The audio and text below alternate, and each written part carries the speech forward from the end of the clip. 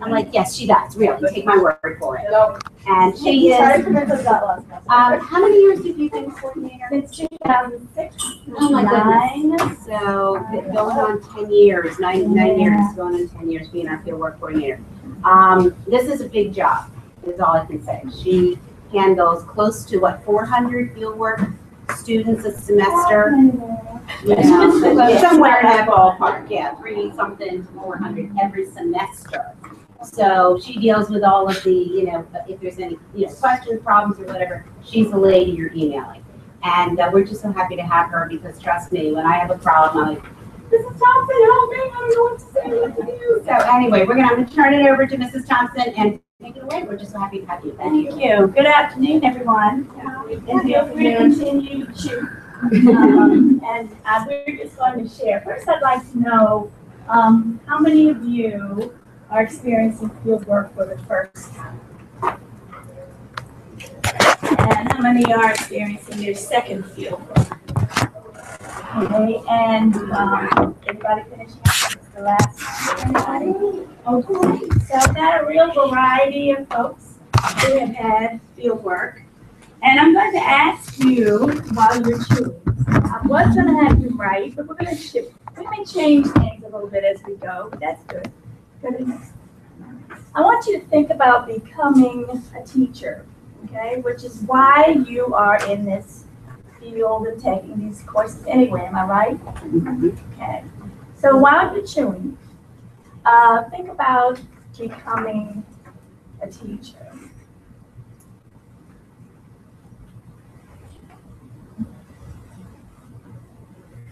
And I want to add a little caveat to that, why you want to become a teacher. And also, who your most favorite teachers were on your way through. Yes. Me. You said my favorite. No, actually, let me do that. Yeah, we'll do the second. The second one. Yep, the second.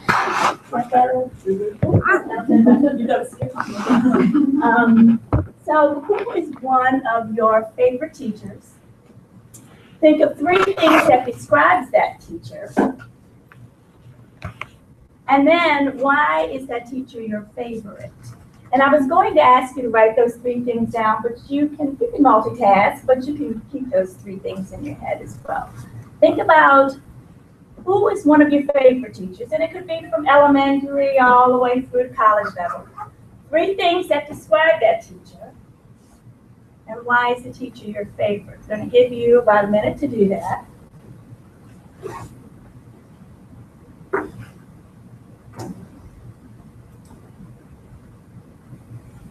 Go to the next slide.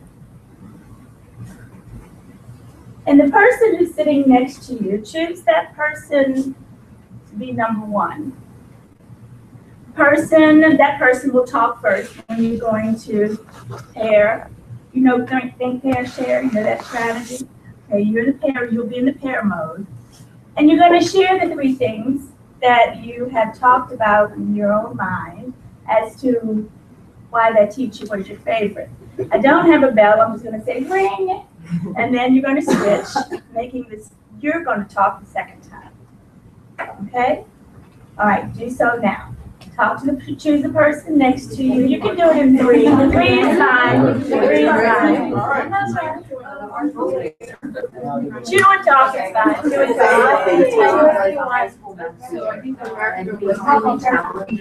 Correct. We got really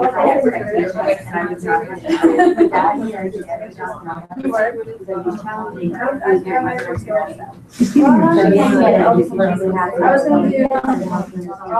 coach. He was also very personable. He asked about personalized we remember that. But she like how our students really so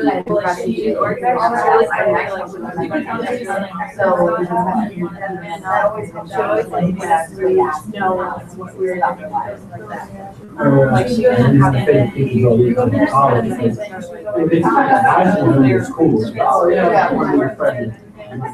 if you have to switch, switch. I got it. Has issues. And, not only do you need to be competitive, but you also need to really good. That's No, I haven't had it yet. I just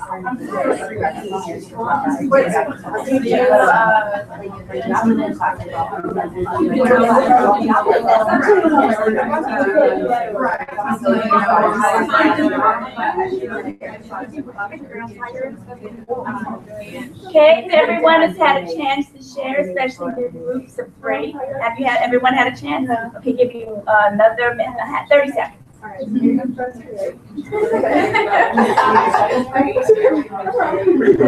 That was going to figure out.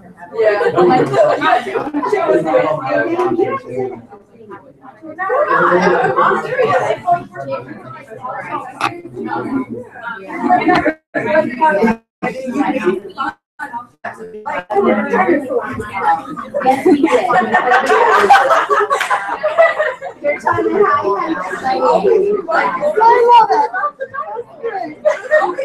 I have dinosaurs in my home. Oh yeah. Very nice. Okay, so I can get everyone to attention. Now turn to the people behind you. Turn around, talk to them, and share. And you can just share in general. Just share in general. You won't be this with them if you like. And just share in general some of the characteristics of the teacher that was your favorite. Just talk among yourselves.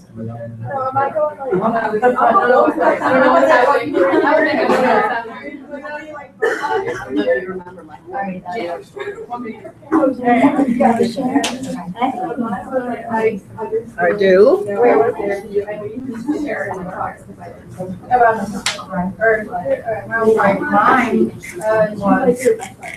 high school math teacher, and it was very personable about their lives. It was very challenging. And even though it was challenging, it was you took extra steps to make sure you didn't get it. You made sure you got it. So I was the best I've ever had in that. It was one of the hardest times. She was really understanding and personal. I was a coach, by the way.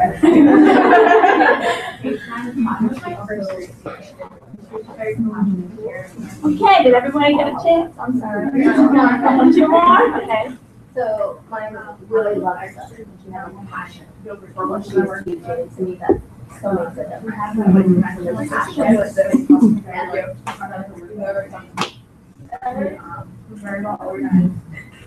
High school and most often for my most challenging, but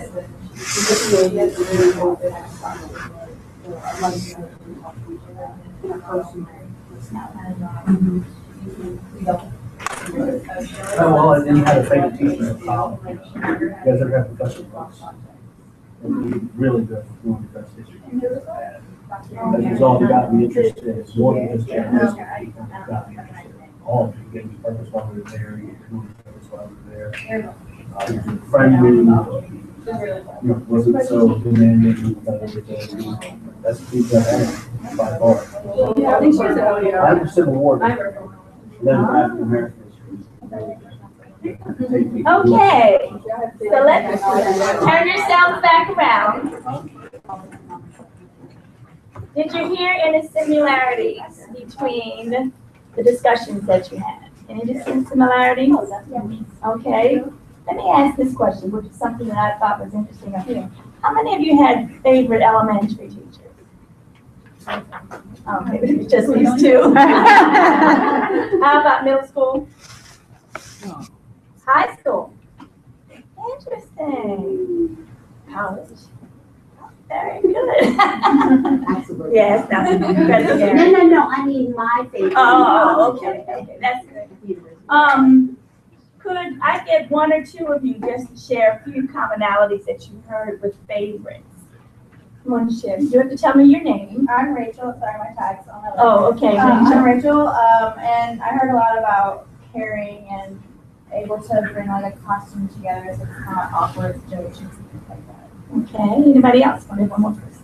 Nicole. Nicole. And we heard about that they were challenging, but they helped you through the challenge part. You know, they were understanding and there for you when you needed help. Very good. Now, not only do you have favorite teachers, but Professor Sable has a favorite story. I was one of her students, incidentally. I decided to take her course, and actually, I did have a lot of fun in her class because we did everything that we did practical things we could use in her class. So would you share? And where I learned that is from our very own Professor Laura. If anybody has had her. Guys, I graduated undergrad from a big school, a lot of students in my classes, hundreds of students. Professors were like not real people. They were so far away from me. They were out of touch, I felt. And whenever I moved down here, I have a degree in psychology, so I didn't know I wanted to be a teacher. So I moved down here and I took classes here at the community college, and I loved Professor Laura's classes. She is, I think, first of all, authentic. She was a real person who made connections with her students. She was entertaining, which, let's face it, in the 21st century, we want to have fun as students. And teachers, we want to have fun. We want to bring exciting activities to class and not just be stuck in lecture mode. So she made it fun. Genuine, I would use to describe her. I can remember she brought a rubber chicken to a final exam, and I'm like, what is this? How does this fit in? And she made it fit in. She was inspiring to me. I wrote about her in order to get accepted into a certification program, and still, you know, now I'm joining her team as a professor here at the college, and I just couldn't be more proud. And I love that story. Makes me cry a little bit whenever I tell the story. Connections. Trust. Very good. Hit the button for me. And this was we just finished up the share part. Get it one more time. And this was my little new addition to my sites to share when it came in. And it's, you notice. Looks good. Looks good. Okay, next. Okay, so during your field work, you are required, if you're working on your associate's degree in teaching, you're required to do 45 hours of field work. But we decided as a department not to make it just 45 hours. When I first started here at the college in 2006, we had to have one course, which was field work. So students were required to do all of their 45 hours in one semester. Okay, that didn't turn out to be fun, and it was very challenging. So as a department, we decided to break it into 3 courses with 15 hours apiece. So that's why it's spread through 3 courses. This was just a picture that I carried over from one of the other fieldwork sessions of one of our fieldwork students in action. Now tell me something. What do you notice about that picture? Where is she positioned? Where is she sitting? Where is she working? In front of the classroom. She's in the front of the classroom. What else do you notice? She has student attention. Students' attention. Anything else? She's not just reading, she's showing. All right, she's showing the pictures. Is she engaged with the students? Or is she just sitting in the back of the classroom? She's engaged. Your field work experience is not to be one where you're just sitting in the back of the classroom observing. And when your liaisons meet with you at the beginning of the semester, when you go to the school for the first time, and you share with them what your interests are, some of them are new, some of them have been working with this a long time. But the idea is that you are not just observing.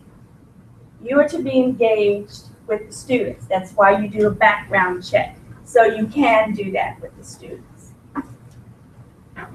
So here at the college, we believe that distributing the fieldwork experience over the 3 courses has great benefits. Now, let's think about that for a moment. 3 different courses, field work in each one. What benefits can you reap from that? Well, not the same people, let's have some different folk. They have to do more center on for that class. Like the first one, or actually it's better with like the middle one where you're looking and watching the gross motor development, how they're changing the fine motor development. When you can actually take what you're learning and apply it as you're learning it, it makes those connections so much better. Connections, I like that word. What's another reason that it would be beneficial for you to do field work over 3 different courses? Yes. You can spread it out amongst 3 different levels of special education, education, like upper level, grade level. Excellent, especially since you may not know where you want to be. Now, a lot of folks feel, oh, I want to work with the little kids because that'll be easy. How many of you work in or work with early childhood or daycares? Is it easy? No, it is not easy. That is not the place to be if you want an easy field work experience. It's challenging. How long do they sit still? 2 seconds. And they're up and moving. So your management skills for that level has to be right on target, or you're going to find them all over the place and they're going to be running the classroom. So moving to different levels, that's really the idea, is to give you a sampling of experiences in different courses, different placements in the school level, to see where you really want to be. And we are required by the state to have a special education experience for you. That's why we have 132 for early childhood and 211 for grades 3 up. Okay? So you need that experience, because guess what? Students are no longer just housed in one room like that happened way back. All the special education students who needed help were in one room. That was that special place. No longer is that the case. They're all through all levels if they have an IEP. So guess who may have to be in charge of the student? The general ed teacher may have to work with that student with that IEP. So it may not be that you do it by yourself, but if you're going to be in a classroom setting, you're going to have special needs children in there also. And they'll range from being very mild to maybe having someone to come in and work with them. Okay. These are the courses. You know what they are. Some of you have already had experience 2, on your way to 3, or almost finished, and some of you are just getting started. Now, the tendency for most folk is, oh, I had a high school internship at a school, and I loved it so much, so when I do my field work, I'm going to go back there, and I know the teacher to work with, and she's going to take me, and I'm going to be in her class because I already know that. What do you think about that? Why not? Let's hear the back row. Haven't heard anybody from anybody from the back row? Why not? Why should you just go right on back to that place where you were in high school and do it again? Why not? It is comfortable. It is comfortable. Any other reason? Expand your horizons.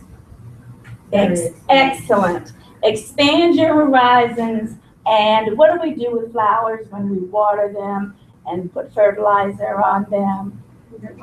You grow. That's the idea. Field work is going to give you growth opportunities.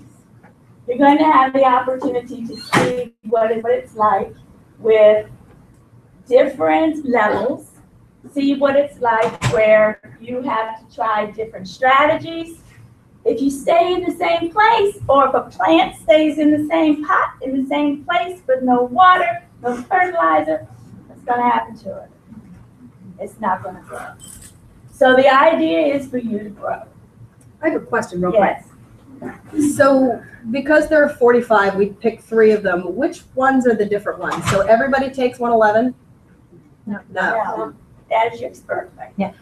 111 is for those of you that are doing elementary, secondary, or those of you that want to teach something like art or music or world languages that cover all of the areas. 132 is for early childhood, whether they want to work pre-K through 3rd grade or in childcare. Okay. 133 is everyone. Right. Okay. So either 111 or 130. Correct. Yeah. General, across the board. They're like sister courses. Yes. Okay. And with the 211 and 132, early childhood, and 132 to 11, 3 and up. Okay. Good to know. Okay, so as we just explained, You're exposed to levels all the way up to the 12th grade. You have assignments in your courses. You have the assignments that are given. So a lot of people think that, okay, I'll go do my field work. I can do it in a place where I know everyone, and I'll just have to sit in the back and I'll use my iPhone or my iPad, or I'll just do somebody else's homework while I'm back there, or I'll write a note to somebody. Is that the way that that should go? No, that's right. And the idea is that that's a waste of your time, and it's a waste of the instructor's time. The idea is that you can also bring skills to that classroom. Anybody in here career changer? Excellent. What, have you done field work? Yes? I've never done field work. Is this your first time? Okay. So as a career changer, what field were you in? I've sold insurance for 10 years. Insurance. All right. So bringing your skills, just think about it. Let's join in with, what is your name? Crystal. Oh, that's my daughter's name, Crystal. I knew I zeroed in on you for some reason. The skills that she has for selling insurance. What could she do to help a classroom teacher? Oh, excellent communication skills. What else? Guide, direct, be persuasive. What else? Oh, come on now. How long were you in insurance business? A little over 10 years. Okay, come on, 10 years of experience. What else can she take into that classroom? She might have like computer stuff, but Technology skills. What else? She can help the students weigh their options and figure out which way is best for them. Making decisions, helping them make choices, those kinds of things. All of those are kinds of skills that she can take as a career changer into the classroom setting to assist the teacher. So it's not just a matter with field work to sit in the back, take it in, sign off, take it back to the instructor. I'm done with this 15. The idea is if you don't put something into it, you're not going to get anything out of it. That's the whole idea. You self-select your school, okay? So that's the whole idea of broadening your experiences and growing. So if you select, oh, the lady down the street is my next door neighbor and she's got a daycare center and I'm gonna go there. She's not on the list. What am I gonna do about that? If she's not on the list, can you go there? No, not unless you talk with me. That's right. And that still might not do it. Okay? We can only use MSDE approved sites.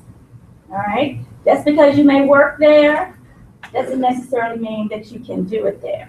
I have to check it out. We have a process for that. I have to see if you're on the MSDE approved list. And I have to speak to the director of the site. May or may not work. So then you have to go to a different place. But for the most part, you get your sheet. You get to check to see what schools are on it that may be close to you, may be convenient to you, and you have options. Some people want to have the opportunity to see what childcare is like as a career. A little bit different than being in a public school setting. Okay, so you need to see whether or not, is that what I really want to do? And many of you in here are already working in a child care center. May I see a show of hands again? Okay, it's a little different, isn't it? So what should be a selection for you doing your field work? If you're already in a child care setting, what should you try? Public school, go test it out. Go see what it's like. Go see what skills and strategies you might learn there that you might be able to take back to your center, or vice versa. So broaden your experiences. How do you get there? Where do you go? How are you going to make the choice? Okay, all the choices that you have elementary school public middle, public high, daycare centers, and the county also has special education centers that you can go to. And we do have a few parochial schools on the list. The reason being that some people already teach there who come here to take our courses. And if I can make special arrangements, I try to do that to help the student out, to make it convenient so that they can take the course. And the areas that we cover, how many of you live in Glen Burnie area? Usually that's usually a big area. Pasadena, Annapolis, these are the areas that we have schools. And one thing that you must keep in mind, because I get this on emails all the time, I want to go to such and such a school, but they're not on the list. How come you all don't have them on the list? Well, 2 reasons. First of all, they may not have volunteered to be on the list. All of the schools that we have where we go, the principals say, or the directors say, yes, we would love to take students from Anne Arundel Community College. Others I've worn out since 2006. There's some schools that I started with said, could we please have a break?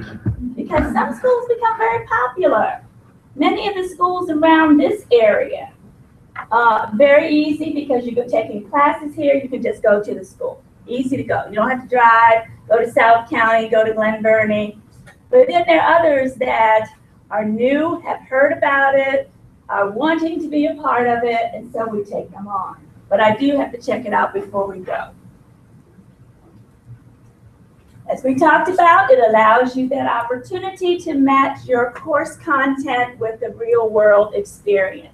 What the books say it should be, and then you get a chance to get out there and see what it really is. And it's very helpful for those students who've gone to college after they've had their homework. They see, rather than go through 4 years of college, I'm going to be a teacher. I know that's what I'm going to do. And then I get into being a student teacher after my 4 years, and then I don't like it. Then what? You've wasted all that money, that's not the career that you want to pursue.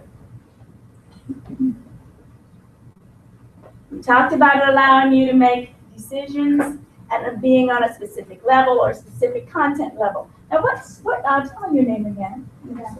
No, gentlemen. Oh, yes, Curtis. And Curtis, what's your area that you are? I'm looking to become a high school teacher or college professor. And what was the subject?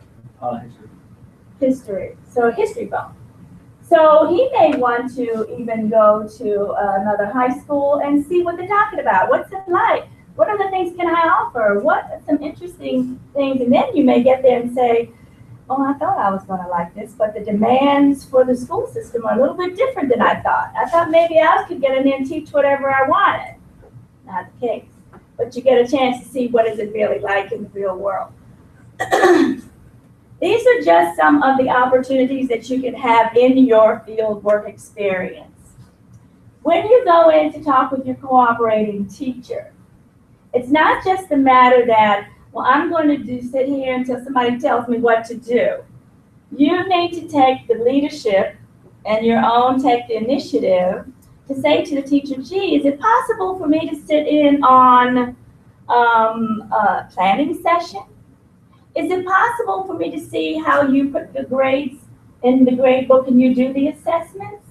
How do you handle it at the end of the marking period? What's it like when you meet with the parents during parent-teacher conferences? Many teachers, those who have chosen to be a part of our program, have been willing to let our students, you all, sit in on a couple of those things. That broadens your base. That gives you a little more experience, and it gives you the opportunity to see what is it like. And Professor Sable was an instructor in the county. I was a liaison for the school that I came from. And one of the best things that we did, there was a student in my 133 class who had enrolled in the school that I worked at.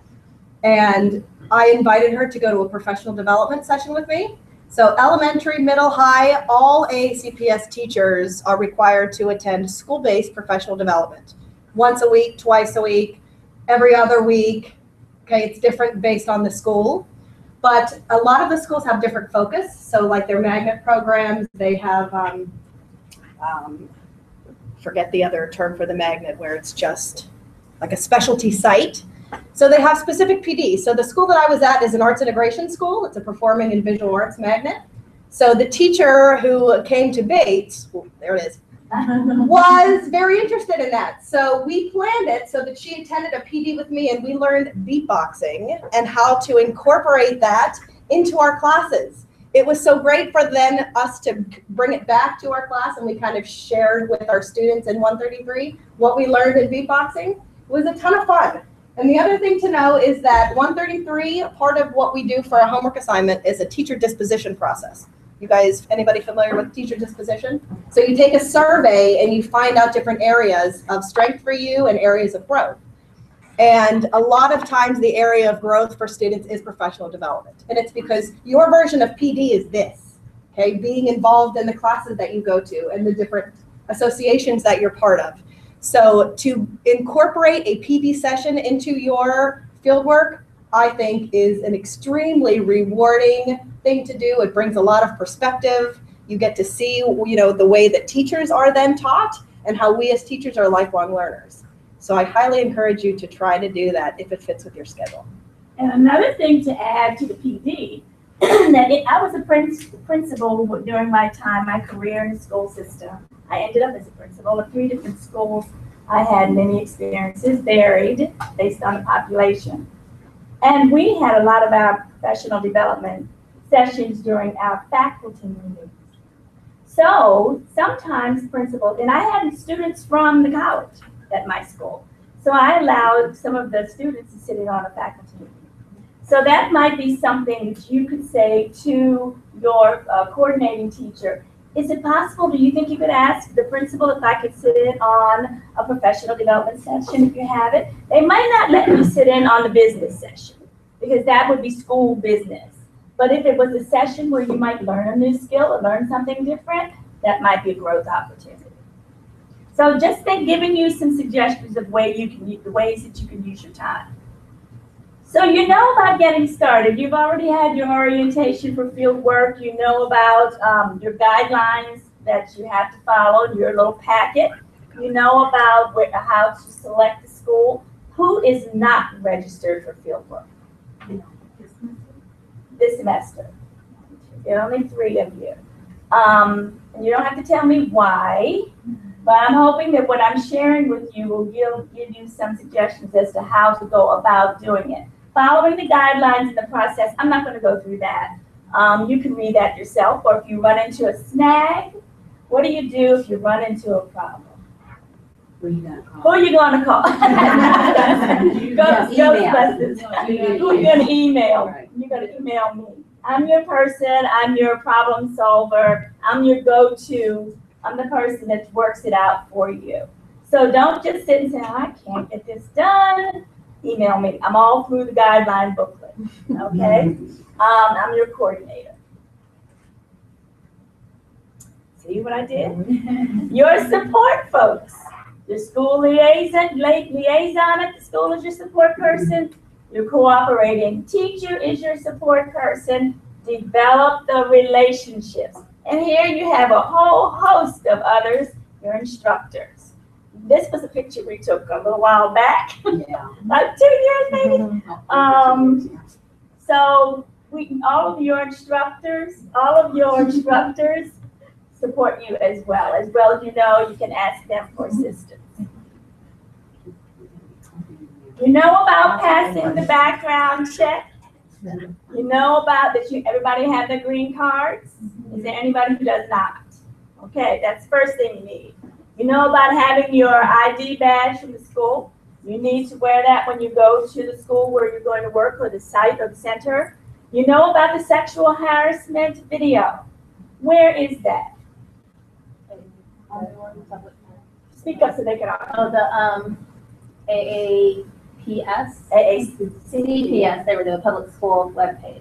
Right. And then you click through. And you read in your guidelines, it tells you where to go. You have to see that too. It's a different world, different time. You need to know about sexual harassment and bloodborne pathogens. It's a germy world. Here too. So you need to know how to protect yourself. You know, when little kids have bloody noses, little kids get sick, they have runny noses.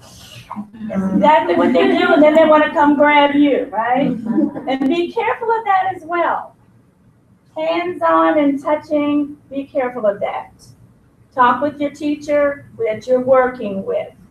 Be very, very careful. I'm not saying, don't touch me, but be very careful. You have to protect yourself as well. And your teacher, your cooperating teacher should know any issues you may take to that school setting, the classroom. You may have allergies, or you may have things that they have to be careful of as well. Okay? Oh, thank you. Nice to meet you all. See you next See you time. Friday. Okay, you register for field work. A lot of folks said, well, I'm gonna go to this school and I don't have to do anything else. Well, you do have to register. You do have to pay for your field work. And that is a part of it. It's a requirement. It's like anything else. So you know how to register. Is there anyone in here who is not registered in field work? So even you are not registered, are you registered? Are you registered? Not this semester, but I have registered. You know what to do. The two of you, I'd like to check with you before I go to see if I can help you. You should be registered by now. Okay, there are enough sites out there. Yeah. Third weekend, it's 3 weeks, right? 2 We're in weeks. the fourth week now. Fourth week, you should be registered. You shouldn't, it's too long. You should be in it. Should have met with the teacher, found out what who your cooperating teacher is, and you should be on it by now. Because you want to spread it out. You don't want to wait until the last minute. Let me tell you, the real world, things are going to start happening at the school level, where they're going to say to you, I'm sorry you can't come this week because we are doing thus and so. What do you mean? I've got to get this signed. I've got to get it signed tomorrow to take the class. Sorry, can't do it. Real world check. Plan long range. Plan things out. Get in contact with your cooperating teacher, but register. So talk to me before I go. Okay. Oh, one more thing. Can I go? Thank you. Thank you. At the last one at the bottom, be a professional at all times. In your guidelines, you have your professional agreement. Make sure you read it, even though you signed off on it, and you understand it. You're supposed to be a professionally dressed. That doesn't mean a suit and tie all the time. It depends upon what the people in the school where you're working with, how they're dressing. It does not mean sweatpants with pink written across the back or clothes that you're going to the club. No, you're supposed to be a professional. So you check it out with the people that are at your school, talk to the liaison. They might have a casual Friday that you might be there. You talk with the teacher, but please handle yourself professionally. I had a student who asked me that same question because, you know, like when they're wearing like team logos and stuff like that, should they be allowed, you know, the teachers are doing it. And I said the same thing, check with the school because like you said, you're a professional, you're going in and you're not a paid employee yet. And so they might still say no, not necessarily, you know. So I've had that question come up several times. And also gauge it yourself. You're going to have to be making big decisions along the way. Check it out, observe, see what the others are wearing. And I have had, and I'm going to go back 9 years, okay, when I first started, tattoos were not the craze. Things were in big time. Schools were not really, I didn't say no, but they kind of frowned on it. And yes, I know that teachers will have tattoos on the ankle, tattoos on the neck. The school has to make a decision about what it is they will allow. But just listen to this piece. They have a job. Okay?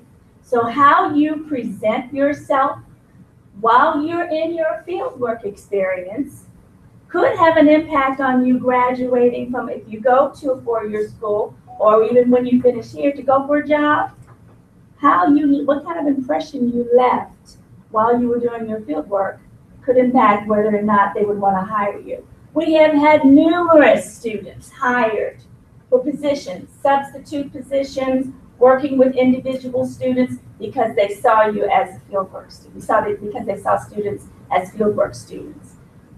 How you present yourself is important. Not too casual, I'm cautioning you. Being a principal and doing a lot of hiring, not too casual. Because it's a business setting, okay? So how you present yourself will be important. Now I'm going to share with you just a few comments that others have made about fieldwork.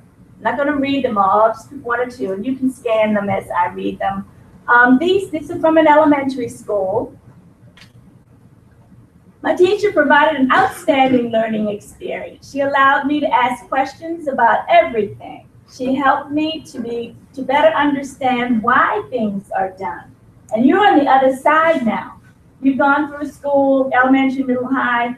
You see teachers doing different things, but you didn't necessarily know why they did it. Why did she give me that assignment? Why didn't she give me more time to finish this? You're behind the curtains now. You're on the other side. Look at the one that said, my teacher made learning fun and meaningful. Did they mean for the fieldwork student or for the students in the class? Students in the class. And what can you gain from that? What can you gain from watching that teacher making learning fun? You know how to do that too. Now I don't hear anything from that second row. That's okay, I'll go back. You can learn strategies. It's okay for you to take notes to use later on. Or even if you're working now in a center, that you could go use it back in the classroom or share it with a partner. And the last one, the teacher showed a genuine interest in me and had me involved in her class. This experience really confirmed my decision to become a teacher. Okay, you're the one that's going to have to decide. Now, middle schools, a little bit of a different place. Anybody like middle school setting? That age range? Oh, now listen to that. Say that again so everybody can hear you. I said I'm about to find out. I'm You're- doing my middle school field work this semester. Oh, great. I would love to hear about it. Some people love middle schoolers. And guess what? I was an elementary principal. I'm currently working with the Boys and Girls Club. How many know the Boys and Girls Club? You've heard about it, right? I'm working with my sorority with the Boys and Girls Club for girls 11 to 14, which are grades 6 through 8. Interesting, very interesting. In elementary school, most of the time, students are, yes, Mrs. Thompson, walk down the hall in a straight line for the most part, follow what the teacher said. They love their teachers most of the time. Middle school, did she really ask me to do that? You know, that little bit of attitude slips in there a little bit, but you should experience it. If you've never been on the other side of the curtain in a middle school, go try it out. Test it out and see what it's like.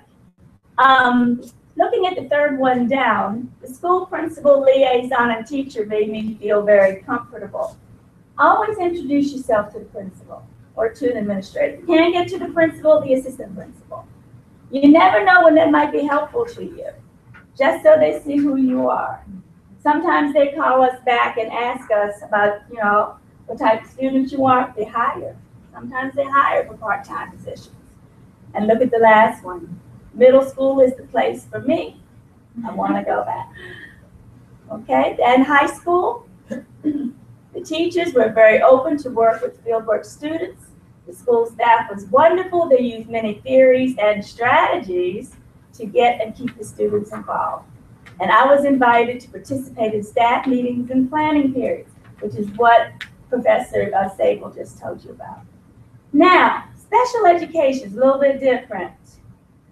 We are now partnered with Hannah Moore, which is housed at Seven River Middle and Broadneck High School, not Broadneck, Severna Park High School and Millersville Elementary School. These are students who are autistic, okay? A little more severe than just being in the classroom with an IEP.